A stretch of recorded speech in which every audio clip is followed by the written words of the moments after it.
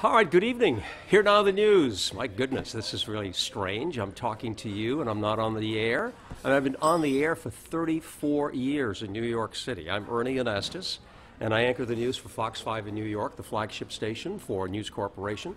You know what? It's really terrific to be part of this program. I like this idea because I love sharing my stories with people who will gain something from what I have to tell you. I love what I do. I have loved this since the time I was a little kid. I used to sit underneath the kitchen table in a little small town in New Hampshire. I'd listen to the radio when the announcer would talk. I would turn it down and then I would pretend that I was the announcer, and then I would turn it up and play the music. And I started doing this from the time I was just a youngster and loved it all the way through, and then finally got a job at the local radio station, WOTW. I was 16 years old. I walked in, they gave me a talk show, a teenage talk show, and it all started right from there. I think it's important to try to set yourself apart in some way. What is it that you really have an interest in? What excites you? What can you do that perhaps no one can do better? I think that's important. I have had a passion for young people for years because I started my first radio show doing an interview show with teenagers. Now what I'm saying is that as a result of that, I've gone on and I've written books.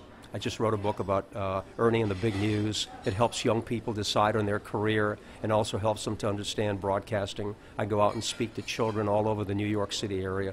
And I also created something called Positively ERNIE. And it's a half-hour program on Fox 5 in New York, and now we're working on syndication, that really focuses on positive news, good things that people are doing, whether it's in the medical field or in charity work or education, whatever it happens to be. People need to know that there's a balance of that bad news and some good news. So those are the things that I'm committed to, and I hope you'll be watching that program because it, in my opinion, can make a difference in people's lives. I've always felt that if you want to become a top broadcaster, a newscaster, whatever it happens to be, the most important thing you have to have is heart. You have to have passion. You have to have commitment. You have to believe in what you're doing, and you have to believe in yourself because it's a very competitive business.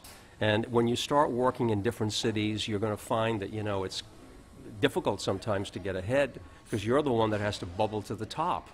And the only thing that you can do is do your best.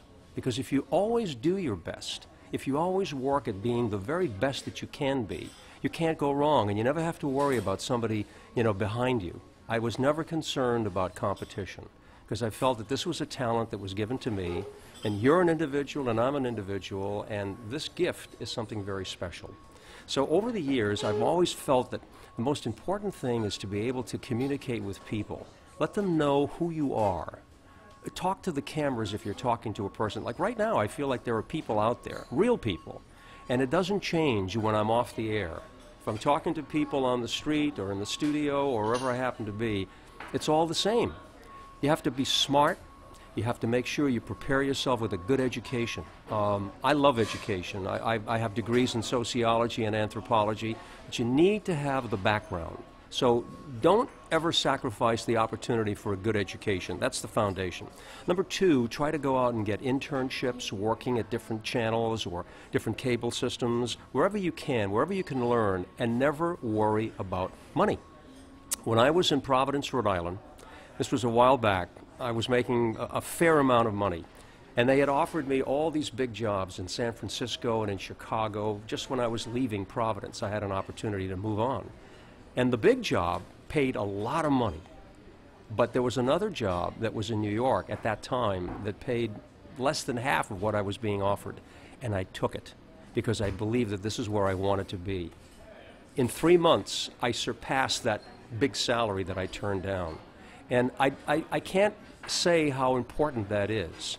Yes, you have to make money, you have to provide for yourself and for your family, but don't make money the driving point.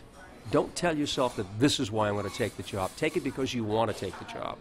And take it because you want to be there and you want to become everything that you can be. I'm kind of a corny philosopher, and I always have believed in a lot of quotations. And one of the things that I love most of all is quotes from great philosophers like Aristotle, who once said, "I have a wish to die young, but as late in life as possible."